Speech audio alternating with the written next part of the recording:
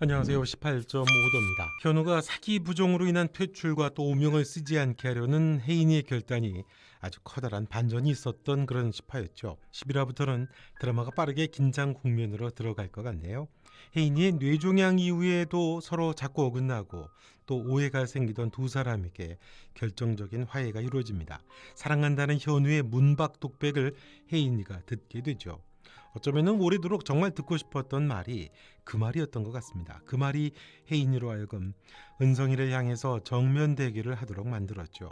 자기 죽기 전에 해줄 수 있는 일이 이 일이라고 생각을 했던 것 같습니다. 대표가 시한부 인생이라는 걸 밝히면 대표 선임에도 문제가 발생할 텐데요. 그것도 포기를 한 거죠. 오직 현우를 지키겠다는 일념만 있었던 걸로 보입니다. 그동안에 끌고 간절한 건 현우처럼 보였는데 혜인은 거리를 두며 차갑게만 보였었는데 사실 정말 그리워했던 건 혜인이 자신이었네요. 현우의 고백을 들은 혜인이의 마음은 어떨까요? 얼마나 후회가 될까요? 예고편을 보면 아마 그 현장에서 미처 현우에게 사랑한다는 말도 하고 싶었던 걸로 보이죠. 기자회견장에서 쓰러지면서 혼자 했던 독백이 아니었나 싶습니다. 가족들은 영상으로 혜인이의 말을 들었고 모든 가족들이 병원으로 달려온 거고요. 그 말까지 할 줄 알았던 건데 사랑한다라는 말을 하려고 했던 건데 다시 기억을 잃고 혜인이가 쓰러진 게 아닌가 싶습니다. 혜인이의 병을 알게 되는 가족들의 눈물도 인상적일 것 같고요. 혜인이의 증세도 악화되겠죠. 혜인이는 어떻게 될까요? 아마도 용두리를 이해해야 할 것 같습니다. 용두리에는 식사 장면이 많이 나옵니다. 혜인이네 현우네 모두가 다 어울려서 식사를 합니다. 심지어는 마당에서도 같이 먹고 범자까지도 자주 같이 식사하죠. 이전에는 현우가 처가살이 할 때 보면 혜인이네 식탁 자리에 갔죠. 보면 같이 식사하는 경우가 별로 없습니다. 같이 밥을 먹는 경우도 별로 없고 심지어 혜인이와 현우는 부부여도 두 사람이 식사를 할 때도 끝과 끝에 앉아서 서로 식사를 합니다. 그런데 용두리는 그렇지 않죠. 모든 가족이 다 모여서 밥을 먹습니다. 가족, 식구라는 게 그런 거잖아요. 같이 어울려서 함께 식사를 하는 사람들이 가족이잖아요. 오밀조밀 서로 모여 앉아가지고요. 하지만 현우네 식탁은 가족이라고 하지만 가장 아프게 하고 고통스럽게 하는 이들이 모인 장소입니다. 그래서 혜인이와 현우는 최종 단계인 이혼까지 해버리게 되죠. 혜인이와 살던 집은 그 외에도 아이의 유산으로 인해서 두 사람의 마음이 찢어지고 갈라서던 장소입니다. 그건 비단 혜인이와 현우만이 아니죠. 찢어진 마음을 가지고 살던 엄마 서은아 역시도 억울함과 분노로 수면제가 아니면 잠을 못 이루는 장소이기도 합니다. 아버지 범주는 사람답게 사는 장소가 아니라고 생각했던 것 같죠. 범자는 늘 울며 화가 나서 분노 조절 장애를 일으키던 곳입니다. 공교롭고 우습기도 하지만 현우와 혜인은 이혼을 해놓고는 오히려 현우네 집에서도 같이 지내게 됩니다. 다른 가족들도 마찬가지죠. 다 옮겨옵니다. 이전 것들이 어그러지고 망가지고 해체되는 장소가 퀸즈 대저택이었다면 해체된 자리를 닦아내고 연고를 바르고 새살을 만들어내는 곳이 바로 용두리입니다. 우유부단하고 여린 범준이 용두리에 와서 한 말은 사람 사는 것처럼 사는 게 부럽다는 말이었죠. 수철이는 사기로 인해서 회사를 들어먹게 되고 또 거짓된 잘못된 결혼 생활로 인해 절망하고 그렇습니다만 이걸 이겨내기 위해서 권투를 시작하죠. 맷집 하나 없는 유리멘탈 수철이가 강해집니다. 범자는 남자에게 받았던 상처가 장구경을 만나면서 치료가 되겠죠. 서은아는 아마도 아들 수환의 죽음 이후에 처음 단잠을 자는 곳이기도 합니다. 심지어 코까지 골고요. 없어서 못 먹을 만큼 열무 비빔밥도 개걸스럽게 먹어치우는 곳입니다. 용두리는 그냥 용두리가 아니죠. 해체돼 살아가는 가족들이 봉합되는 곳입니다. 실패하고 힘들어도 가족이 있는 집은 늘 새 힘을 주는 곳이잖아요. 다시 일어설 수 있는 그런 원동력이 되고 자신을 가장 응원해주는 사람들이 있는 곳이 바로 가족입니다. 용두리는 그런 의미가 있는 장소죠. 용두리는 그래서 깨지고 아픈 혜인이네 가족이 다시 일어서고 회복되는 상징성, 신화성을 가진 그런 곳입니다.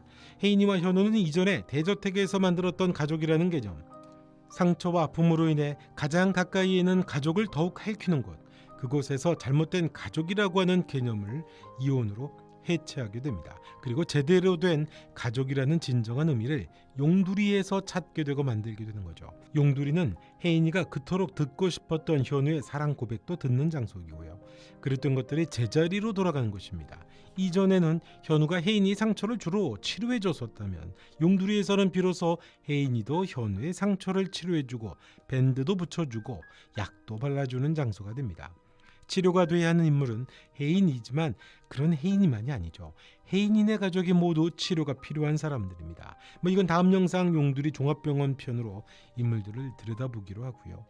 자, 또 하나가 있습니다. 물에 빠진 혜인이를 누가 구해줬냐는 거죠. 엄마 서은아는 그게 오빠 수환인 줄 알고 있죠. 물속에서 혜인이를 건져 올리던 반팔 입은 소년과 또 긴 소매 잠바를 입고 있는 그런 오빠 수환이는 다른 인물이라고 보여집니다. 실제로 물속에서 혜인이를 건져 올렸던 건 아마도 현우일 겁니다. 저는 이 장면을 보면서 저게 결국 드라마의 결말까지를 암시한다고 보여지더라고요. 깊은 물속에 가라앉은 혜인이의 손을 잡아주는 것 현우죠. 현우가 깊은 어둠 속 죽음으로 가라앉는 혜인이의 손을 잡아준다는 설정을 미리 복선으로 깔아놓은 것으로 보입니다. 그걸 보완해주는 장치가 바로 mp3 플레이어이고요. 학교에서 소외되고 미국으로 유학을 가야 하던 혜인이었죠. 그 혜인이가 넘어져서 무릎에 피가 날 때 그 상처를 싸매줬던 사람이 바로 현우입니다. 그때 소녀 혜인이가 울죠. 처음 보는 남자 학생 앞에서 아무리 아프다고 해도 소녀가 그렇게 울 일은 아니죠. 특별한 눈물입니다. 어릴 때부터 거절되고 외톨이였던 혜인이라는 이야기죠. 그런 혜인이를 따뜻하게 잡아준 첫사람이 현우였다는 얘기입니다. mp3 플레이어는 두 사람의 그 운명적인 만남의 매개체죠. 그런데 그 mp3와 연관된 두 사람이 부부가 됐죠. 그걸 여전히 가지고 있던 현우였고 그걸 혜인이가 발견하게 되고요. 두 사람의 만남이 운명적이면서도 현재까지도 계속 연결돼 있다는 메시지죠. 현재도 여전히 그 운명적인 사랑이 진행형이라는 겁니다. 죽어야 하는 현실과 사랑하는 사람과 엇갈리는 아픔까지 다시 그 mp3를 혜인이가 들고 있습니다. mp3를 보관하고 있는 현우는 그 혜인이의 아픔을 보듬어주죠. 현재에서도요.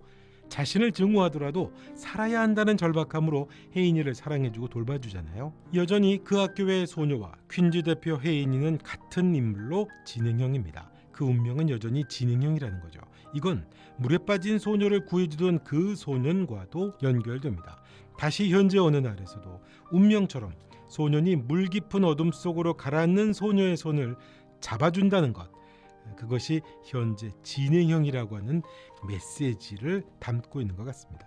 독일의 의사는 방법이 하나 있었다고 했죠. 백혈구 수치를 올리는 겁니다. 주사요법으로 일단 한번 해보자고 했거든요.